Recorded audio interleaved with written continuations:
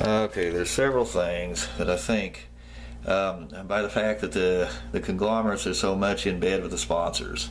The conglomerates own the media are so much in bed with the sponsors, and I think this leads to a lot of censorship, and a lot more than we've ever had. And like I say, the point is really worse than it was in the 60s, but I think there's a lot of points that ought to be brought out, and one of them is that Jesse Ventura had written a book about, conspiracy theories had to do with the Trade Center, and basically it seems to me that they kind of want you to forget that the Saudis are the ones that knocked that down, and they're worried about those oil company sponsors. And I think that's the reason they won't let him talk about that.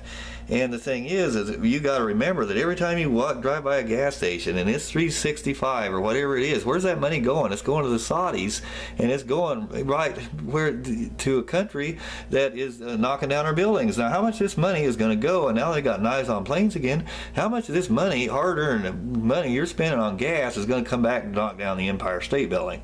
That's what I like to know. And they don't drive this point home very well. And the other thing I think is very serious about campaign finance corruption, when you have the corporations controlling Congress through campaign money, because you have got, and you had, remember if President Obama in his first State of the Union message, and when he makes that comment, and you had the Supreme Court sitting out there, and he said that this is going to open the floodgates for the flood of campaign money coming in, this Citizens United case, which the Supreme Court said it was illegal. The McCain-Feingold was unconstitutional, which I think is just plain erroneous. But you notice that one of them was shaking their head, and he mentioned the foreign lobbyists and the foreign influence with campaign money. And Alito was sitting there shaking his head. He said, this does not include foreign lobbyists. I think it does. I bet it includes those foreign companies, though, that do business here, they have factories here.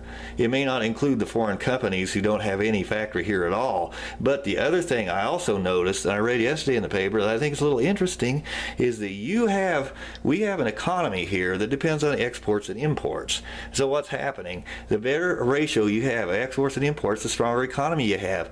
And the way to get that is get off of Saudi oil. Well, you've got a few environmental groups in this country that are actually supported by the Saudis, which means the Saudis are giving them money.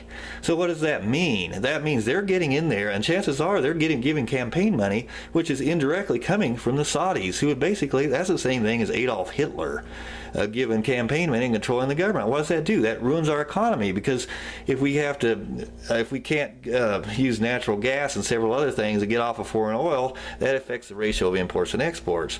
So what does that do? That hurts the economy. So basically, you've got the Saudis coming in and giving money to these environmental groups, and then they're going to Congress, and in the election's like an auction. It goes to the highest bidder. The highest bidder wins the election, and the one that gets the most campaign money wins. And he's getting a bunch of money that's indirectly coming from the Saudis, people on the left, usually the environmental groups. What does that mean? That means you got basically a foreign enemy like Adolf Hitler getting in Congress, controlling Congress. And that's exactly what Chief Justice Roberts really doesn't want you to know about.